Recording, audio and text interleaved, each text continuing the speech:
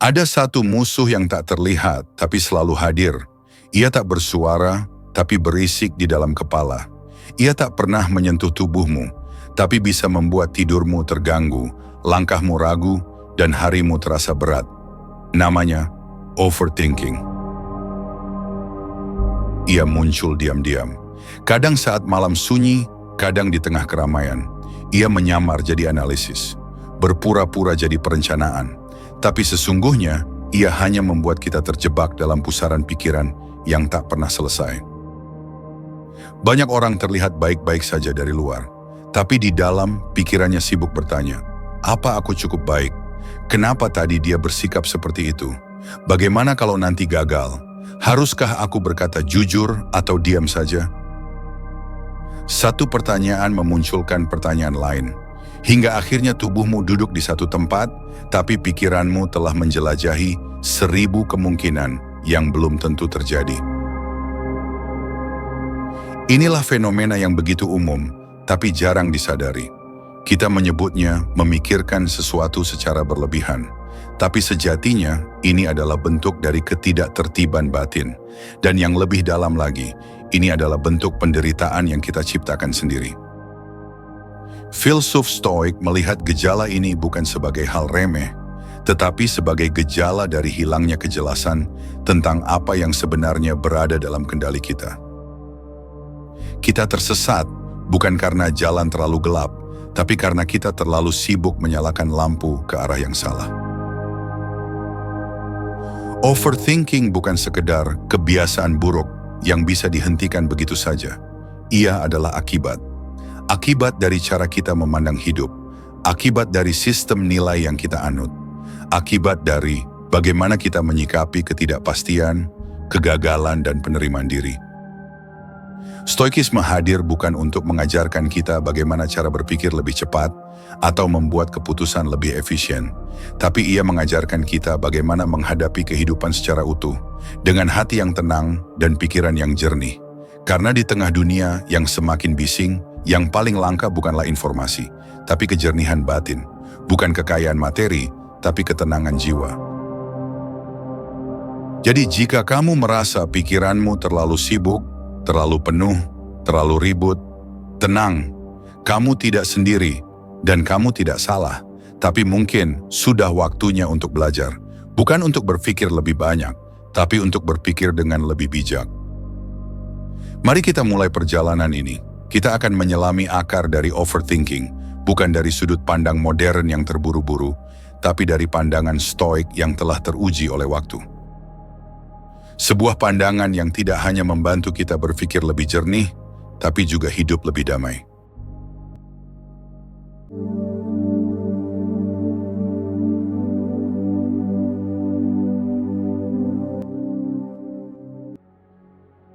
Satu. Overthinking berasal dari ilusi kontrol.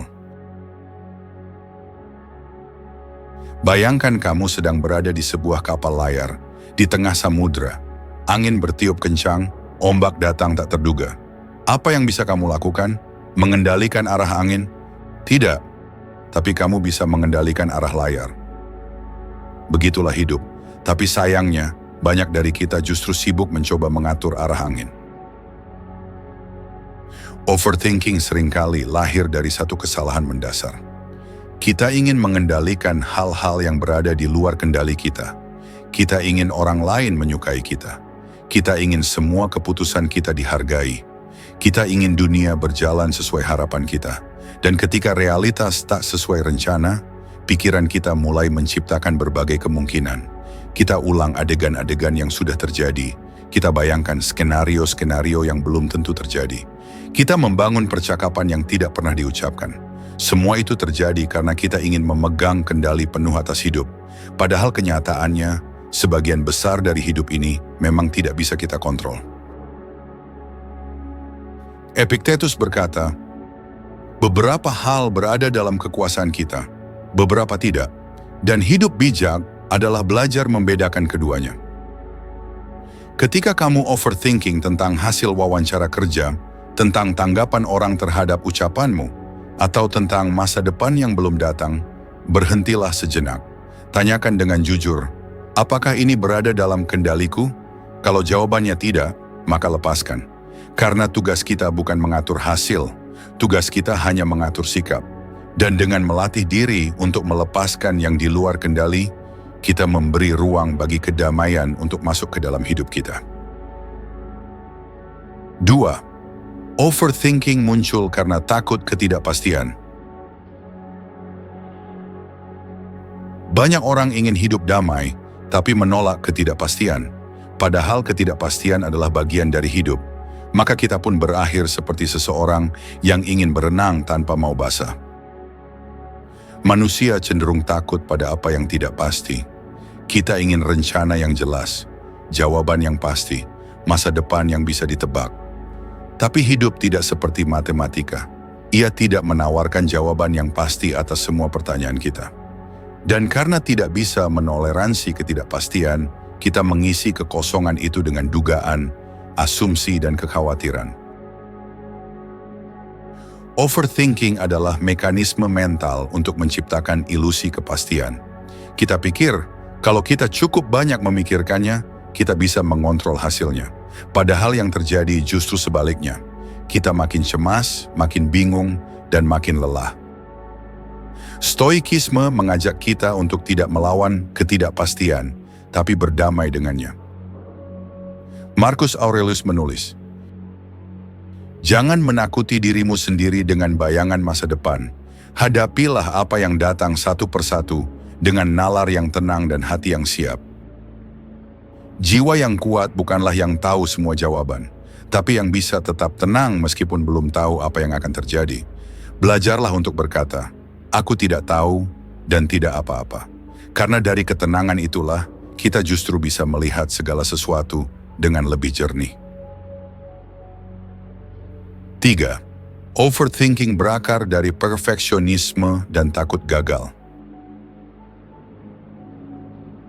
Coba bayangkan sebuah lukisan indah, tapi sang pelukis tidak pernah menyelesaikannya karena ia takut lukisan itu tidak sempurna.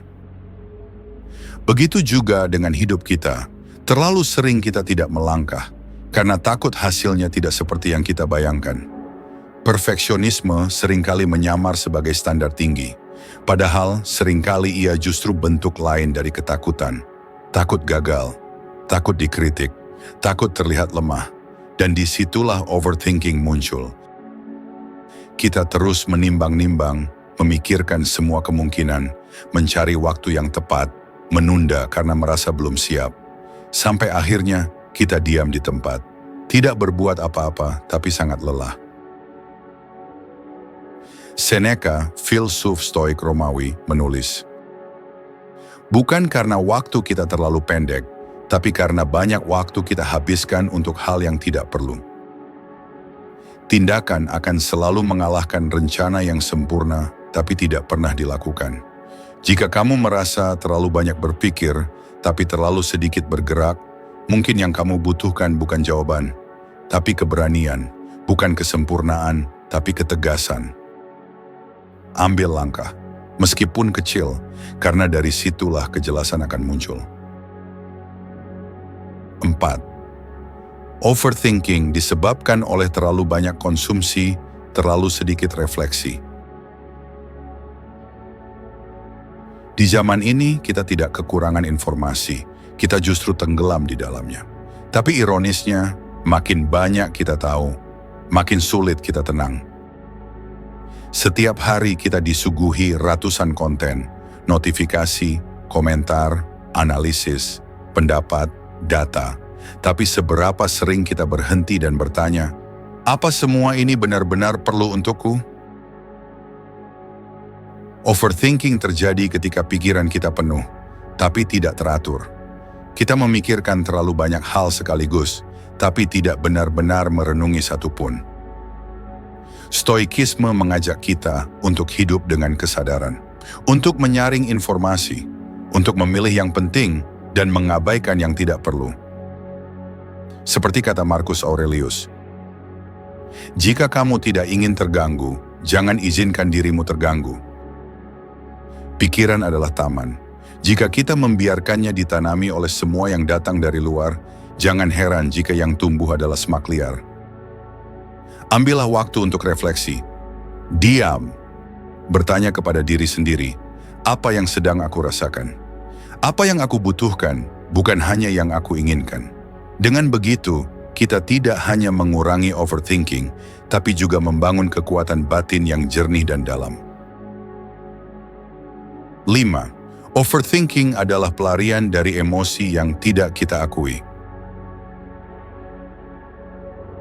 Kadang kita merasa lelah karena terlalu banyak berpikir, tapi bisa jadi yang sebenarnya membuat lelah adalah perasaan yang kita sembunyikan. Overthinking tidak selalu soal logika yang berlebihan. Kadang ia muncul karena kita enggan berhadapan dengan emosi. Takut ditolak, takut kehilangan, takut tidak cukup. Emosi-emosi itu begitu kuat, tapi kita tidak berani mengakuinya. Lalu pikiran kita mencari jalan belakang. Kita memikirkan semuanya, kecuali perasaan kita sendiri. Stoikisme tidak mengajarkan untuk menekan emosi, tapi untuk mengenalnya. Untuk menghadapinya dengan tenang. Karena emosi tidak hilang dengan ditekan, tapi dengan diterima. Epictetus berkata, tidak ada yang bisa menyakitimu tanpa persetujuanmu. Yang menyakitimu bukan apa yang terjadi, tapi bagaimana kamu menanggapi. Maka berhentilah sejenak. Daripada terus memutar ulang pikiran, coba duduk dalam keheningan dan tanya hatimu. Apa yang sebenarnya aku takutkan? Apa yang belum aku akui? Kejujuran dengan diri sendiri adalah pintu pertama menuju ketenangan. 6. Overthinking bisa dikendalikan dengan hidup di saat ini. Bayangkan kamu membawa beban masa lalu di punggungmu dan beban masa depan di tanganmu. Lalu kamu mencoba berlari hari ini. Pantas saja kamu kelelahan. Overthinking membuat kita hidup di dua waktu yang tidak nyata. Masa lalu yang sudah lewat dan masa depan yang belum datang. Tapi hidup sejati hanya terjadi di satu titik. Saat ini. Detik ini, napas ini. Stoikisme mengajarkan kekuatan kehadiran untuk tidak tertarik mundur ke masa lalu atau melompat ke masa depan. Karena yang bisa kamu ubah, yang bisa kamu nikmati, yang bisa kamu kendalikan, hanya sekarang. Marcus Aurelius berkata, kamu hidup seolah-olah kamu akan hidup selamanya, tapi kenyataannya hidupmu hanya hari ini. Saat kamu overthinking, jangan coba melawan pikiran itu, tapi tarik dirimu kembali ke realita. Rasakan napasmu, rasakan kakimu menyentuh bumi, dengarkan suara-suara di sekitarmu. Disitulah letak ketenangan, disitulah hidup sebenarnya. Di tengah dunia yang terus bergerak cepat, ada satu tempat yang sering kita lupakan, diri kita sendiri. Kita sibuk mencari jawaban keluar, padahal pertanyaan-pertanyaan itu berasal dari dalam. Kita berusaha menenangkan keadaan, padahal yang sebenarnya perlu ditenangkan adalah batin kita sendiri. Overthinking bukan pertanda bahwa kamu lemah, tapi itu adalah sinyal bahwa ada sesuatu di dalam dirimu yang perlu dipahami, bahwa ada luka yang belum disembuhkan, ada kekhawatiran yang belum diurai, ada harapan yang terlalu berat untuk ditanggung sendiri. Dan hari ini, kamu sudah mengambil langkah penting, bukan dengan memaksa pikiranmu berhenti, tapi dengan memahami akar dari kegelisahanmu. Filsafat Stoik tidak menjanjikan hidup tanpa masalah, tapi ia menawarkan cara untuk hidup dengan tenang di tengah kekacauan, untuk tetap berdiri kokoh meski dunia di sekitarmu berubah. Overthinking akan datang lagi, itu pasti. Tapi kali ini, kamu sudah berbeda. Kamu tahu bahwa tidak semua pikiran perlu dipercaya, tidak semua pertanyaan perlu dijawab, tidak semua kemungkinan harus diantisipasi. Kamu tahu bahwa di dunia ini, hanya satu hal yang sepenuhnya bisa kamu kendalikan. Sikapmu terhadap apa yang terjadi. Mulai sekarang, perlambat langkahmu. Hargai detik ini, dengarkan dirimu.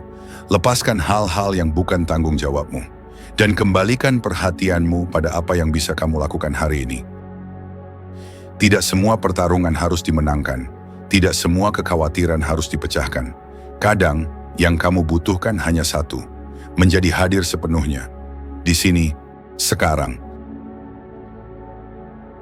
Jika kamu merasa narasi ini menyentuh sisi terdalam dari dirimu, jangan berhenti di sini.